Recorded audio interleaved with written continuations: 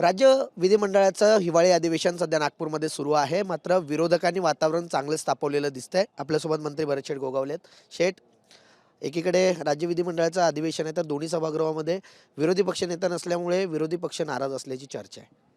नाही, ठीक आहे. आता त्यांच्या सीट कमी असल्यामुळे त्यांना तसं वाटतंय.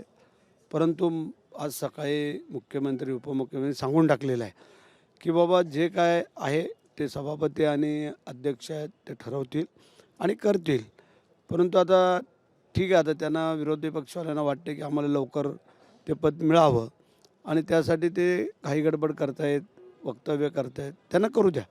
आम्ही नियमाप्रमाणे असेल ते करू आणि जे काय असेल ते ठरवू. आतापर्यंत भास्कर जाधवांचं नाव चर्चेत होतं की विरोधी पक्षनेते हे त्यांनाच मिळेल, कारण आक्रमक चेहरा आहे. मात्र आता सकाळपासून आदित्य ठाकरेंची चर्चा सुरू आहे की उद्धव ठाकरे मुख्यमंत्र्यांकडे त्यांच्यासाठी फिल्डिंग करतात, विरोधी पक्षनेत्यासाठी. ते आता त्यांच्या आपसातलं आम्हाला काय माहिती नाही, ते काय करतील आणि काय नाही. त्याच्यापेक्षा जे काय आता त्यांना कोणाला मिळेल त्यांनी ते घ्यावं, दिलं तर. बाकी आम्ही काय बोलू शकत नाही आहे. मग त्यांनी भास्कररावांना द्यावं किंवा आदित्यला द्यावं. भास्कर जाधवांना तुमचं म्हणजे कोकणचे तुम्ही पण सुपुत्र आहात, ते पण कोकणचे सुपुत्र आहेत. भास्कर जाधवांना तुमचा काय सल्ला असेल?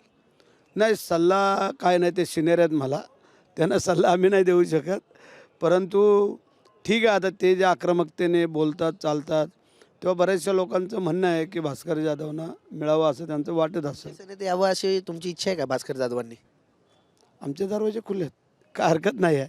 त्यांनी विचार करावा अजूनही, कारण कोकणात आज जर पाहिलं तर एक नंबरला आम्हीच आहोत, हे आपण सगळ्यांनी पाहिलेलं आहे. त्याच्यामुळे त्यांनी तो विचार करावा असं मला वाटतं आहे. रायगड पालकमंत्री पद अजून डिक्लेअर झालेलं नाहीये, हा तिढा अजून सुटलेला नाहीये. या संदर्भात वरिष्ठांशी काही बोलणं झालंय आपलं? वरिष्ठांशी बोलणं नाही झालं, परंतु आत्ता ह्या अधिवेशनामध्ये मुख्यमंत्री उपमुख्यमंत्री सगळे लोक आहेत इथं.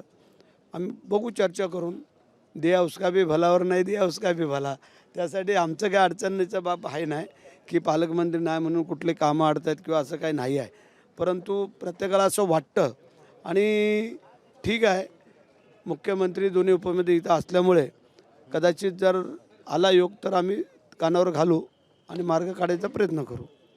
नक्कीच रायगड पालकमंत्री पदाचा जो काही तिढा आहे, या संदर्भात मुख्यमंत्री आणि उपमुख्यमंत्र्यांची भेट घेऊन हा तिढा कसा सोडवता येईल या संदर्भात चर्चा करणार असल्याचं मंत्री भरत शेठ गोगावले यांनी सांगितलेलं आहे.